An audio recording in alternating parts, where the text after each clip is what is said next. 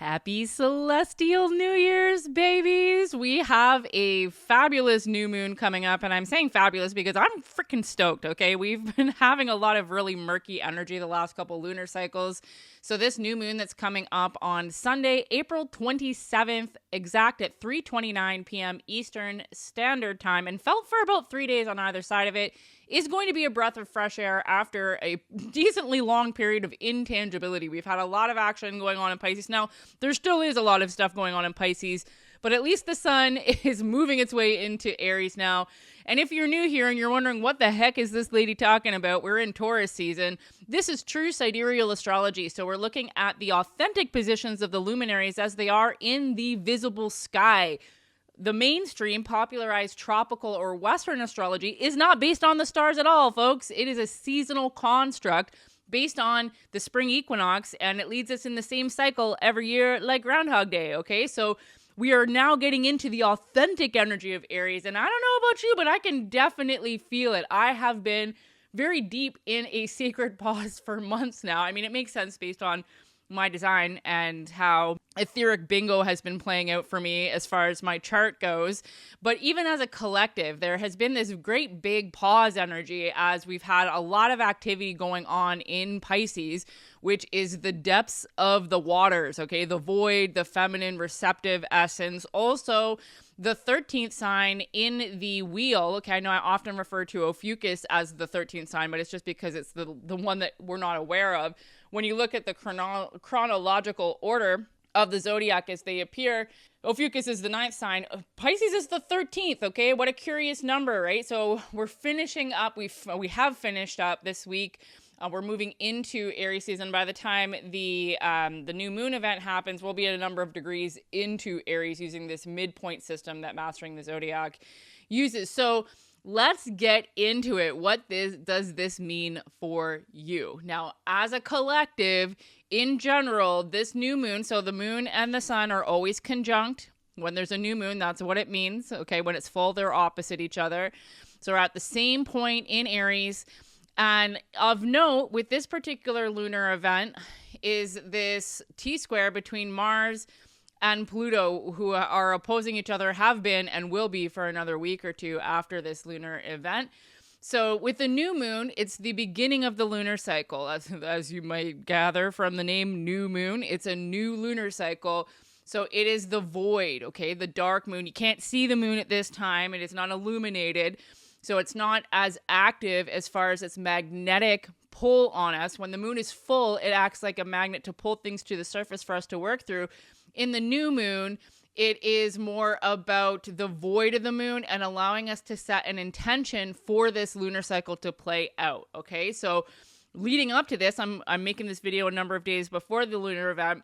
Leading up to this, we're tying up loose ends from the new moon that was set with the solar eclipse 4 weeks ago, 4.5 weeks ago-ish, okay? So thinking about where you were at, that new moon was in the high degrees of Pisces. It was working on the axis of Pisces and Virgo, moving away from the mental overanalysis, hustle and grind, work until you die kind of mentality into a more receptive, expansive, spiritual and intuitive feminine essence, and not to do anything with gender, just the more expansive, receptive mode that we've not been taught is even important. We've actually been shamed into being that way, right? So we're moving as a collective away from the purely masculine doing-oriented mechanisms into a more balanced, and in order to balance it, we have to lean into the receptivity a bit more because it's been ignored and shamed, okay? So that was the beginning of the last lunar cycle. So we're basically completing that over the next few days,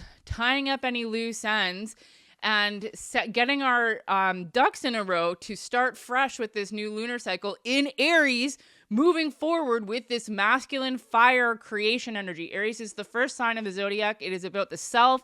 It is the ego. It is cardinal fire. It is like wands in the tarot, okay? So it's creation. It's doing energy. It's asserting yourself. It can be aggressive, right? So putting that fiery energy behind your intentions to move forward with a more heart-centered way of being, okay? It's both. You can assert yourself, be masculine, doing, productive, while also sitting in your faith and receptivity and space making, okay? It's even parts. And then the third part with the blank space for the law of three, right? So the sun and the moon being at the same point in Aries is giving that energy. Now the T-square here, though, is adding a bit of tension, okay? So we have some tense aspects. So squares are usually a little bit more tense than oppositions, but all three of them, there's a bit of tension between all of these players. So the sun and the moon, masculine and feminine, push-pull. The Mars, which is Aries energy, cardinal fire in Cancer, which is cardinal water, okay? Fire and water, not exactly super comfortable for Mars. And this is really giving, asserting yourself and making sure that your emotional needs are being met, but also becoming the decider of how you feel. All this cardinal energy, the initiators, the bosses of these signs, okay? So like, you don't let your circumstances decide how you feel anymore. I decide how I feel. I am the decider. I set the tone. That is what I'm getting from Mars in Cancer, okay? Now, the flip side of this, where like it can be empowering, it can also be highly activating and triggering. You might be, if you're somebody who's highly emotional, volatile, or you're somebody, I mean, if you're listening to this, you're probably not this person, but like, if you're somebody who is operating purely under the external locus of control and the victim mindset, victim perpetrator, illusion of separation kind of energy, which a lot of the population is asleep under still, they're going to be a bit touchy, okay? Like this is going to be pushed on. I mean, it has been this way for a little while, but especially with these oppositional aspects with this lunar event, okay? So just give people a wide berth, understand that they're going to think that it's something outside of them that's triggering them. Or conversely, I mean, even if you're aware of this and you're still kind of 1 foot in, 1 foot out as far as the illusion of separation is concerned, you're not quite embodying neutrality in the sense that everything outside of you is you and that you don't need to take anything personally. You might be triggered. You might be triggered in a way that is activating as far as your self-worth, your needs, your private life, your personal life, your emotions, right? Like, and this is happening intentionally in order for you to clean that shit up as we move into this new lunar cycle, okay? Now, Pluto in Capricorn is the other player as far as this T-square is concerned. That's right, Pluto is in Capricorn, folks, okay? We have another 18 years to go of Pluto dismantling the patriarchal structures that are oppressing us and reinforcing the external locus of control. That is what Pluto in Capricorn is. I actually did a whole video. I feel like I should probably refresh that back when I started making this content in November with the whole Pluto and Aquarius thing. But Pluto and Capricorn is not a bad thing. There's just as much destruction in the universe as creation. It is a necessary part of our development and growth. Like, when you want to regrow a forest, you got to burn that shit down first, right? So this is basically what Pluto and Capricorn is doing as far as our society is concerned. You can't just build new structures without the other ones falling away first. And with that comes a period of uncertainty and chaos potentially. So don't allow your circumstances and the chaos outside of you to dictate how you feel, because then you're going to create more shit to be stressed out about and feel chaotic about, okay? So this is the trick, right? The inversion, the inverted society that we're living in has convinced us that the external decides how we feel, or that we need to feel a certain way we need things outside of ourselves to feel a certain way, but it's actually the other way around, okay? So be neutral, be detached, allow things to crumble, allow things to fall away, and let that shit go. Do not hang on to anything that is holding you to hustle, grind, mental analysis, working till you die, putting your needs aside, not doing what you love because you need to pay the bills. Within discernment, right? You still need to survive and protect your physical environment, your physical being, but you can change your perspective on how you feel about those things. And when you change how you feel about things, then the things you're feeling about will change, okay? That is how creation works. See, the issue that a lot of people have with this is that the physical world moves a lot slower, okay? So it's not necessarily instant. We'd be fucked if it was instant, right? So new moons in particular are a great time to set intentions moving forward, right? So don't allow your circumstances to dictate how you feel. Decide you are going to feel differently about everything in your life right now and move forward with plans to create more structure around your spirituality and your ability to receive. Okay, that is what I'm getting with this trifecta, this T-square, that is the most notable aspect or interaction between the planetary beings in this lunar event. The other thing that I want to draw your attention to that has been going on for some time, can I zoom in? Yes.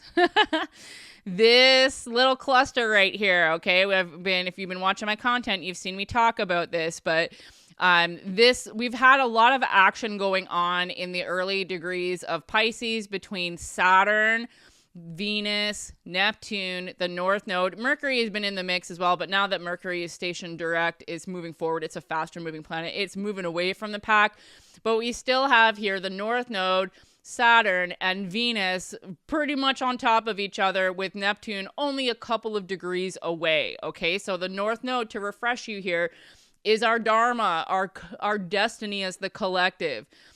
Saturn is the dad of the zodiac, okay? Saturn is, well, it's not the zodiac, it's the planets, but it's Capricorn energy, okay? So it's basically rules, regulations, responsibility, patience. Saturn is also the physical world, chronos, the time, right?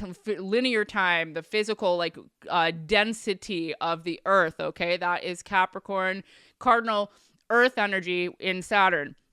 Venus is the planet of love, relationships, values, finances, the finer things in life, what you love, how you love, who you love it with, kind of energy with Venus. And then Neptune is the planet of intangibility, okay, making the veil very thin, and it's going to be here for like a long time, okay? Neptune is a slow moving planet. So Neptune in Pisces is a really long period of time with intangibility, the veil being very thin. And this gives us access to our magical capacities that every single human has, okay? Humans are meant to operate in the Pisces vesica between material and spiritual. We are of the world and not at the same time. We are in these bodies in order to have experiences, but we don't have to just have physical experiences. We're not trapped in the lower realms. We actually are meant to operate in the heart space, the astral bridge, and be able to be in the world and have the physical experiences, but then also feel safe enough to be able to open ourselves up to the intangible, the astral realms, the etheric, the magic that exists in the world, the energetic, the unspoken, the space between matter, okay? We have access to all of that, and that is what we're moving towards as a collective. All this energy in Pisces, the last couple of cycles especially, has been giving us the ability to tap into this more. If you're somebody who's highly sensitive, you've likely been having a lot of weird stuff going on. There's going to be a lot of people in the collective right now waking up to spiritual gifts that they didn't even realize they had. Psychic abilities, telekinesis, like direct knowing, like clairsentience, not being able to explain these things, visions, downloads, information packets, all of this sort of stuff has been and will continue to be going on at an increased rate with all of this, okay? And we're meant to be not scared by these things, not weirded out by them, but embracing them and opening ourselves up to a life that includes these aspects of the human reality. And that is really, like, I'm so excited for this lunar cycle, because moving forward, like, I feel like because I personally have been resting and opening myself up to surrender so much, like, I am feeling so on point and so in alignment with my spiritual gifts that I think life's about to get real magical, right? And because I feel that way and I'm excited for it and I'm expecting it, guess what's gonna freaking happen, folks? But I don't know specifics, right? Like, that's the thing, is like, having the feeling of it and the specifics are different things. I am open to things presenting in whatever way, as long as they make me feel stoked. But wait a minute, I caught myself there. I'm always doing neuro-linguistic program. The things outside of me are not going to make me feel any sort of way. I am already feeling that way, okay? And this is the energy that you want to be carrying into this new moon specifically, is like, you don't need the physical proof. You need the belief before the proof. You have to be what you want before it comes. Be comes. What you be is what comes. Like, this is the whole idea with I mean, life in general, but specifically the energy that has been hitting us and this lunar cycle in particular. Okay, so like, we're moving as a collective. Our destiny is to be more spiritual. You don't have to be a social outcast either. It's the other thing that has been coming to me with these energies, is like, you know, before, in previous iterations, when we were living under more density The illusion of separation was more real. The indoctrination that, magic is silly was more prevalent because less people were awakening to it, right? But now that the collective is awakening more and, regular people are starting to become interested in this because they can feel it in their body or they're having experiences that they can't explain. But anyways, the point is that like, you don't have to be a social outcast or like live in an ashram or like be a weird hippie in order to be spiritual. You can be like a regular human that likes to eat snacks and watch Netflix or whatever, your hobbies are. Like, you can still be a regular human and be magical at the same time. Like, we're meant to be both, okay? And that is what this little cluster is really giving me, is like the value of that receptivity and magic. But Saturn right in the mix there is like responsible practicality, pragmatic spiritualism really is what I'm getting with Saturn in Pisces, and then all this interaction that's been going on around it as well. So yeah, that's the gist of what I'm getting for these energies. I guess the last thing I would mention is that there is a little bit of tension between this cluster, specifically Venus and Saturn, and Jupiter, the expander, the abundance bringer, the luck maker, who was walloped with solar energies like a couple weeks ago and has had an increase to its magnetic beneficial energies in Taurus, which is the expansion of the physical world. So there might be a little bit of tension between your desire to expand in the physical world and still feeling a little bit unsure about what exactly to do. Now, we don't have anything in retrograde right now, which is good. We have this like forward momentum, but I want to say at this point, like if you're not clear on what it is that you're meant to be doing yet, it means that you're using your head in order to try and figure something out, right? So don't worry if you don't know exactly what you're meant to do. All that means is that you're not supposed to be doing anything right now. Maybe you're in a period of pause. Maybe you're in a period of rest, okay? Now, you can also use your chart to figure out what area of your life is going to be impacted most significantly by this particular event. And what you do is you pull up your birth chart. You need to know what time you're born at this point in order to use the house system. But you look where the lunar event is, okay? So it's in the early degrees of Aries. I was like 5 degrees in, okay? You look at on your chart where that is and what house it is, okay? So for this, if this was a birth chart, which it's not, it's a lunar chart. The only reason there's a house and rising sign is because I put the specific time for the moon in here.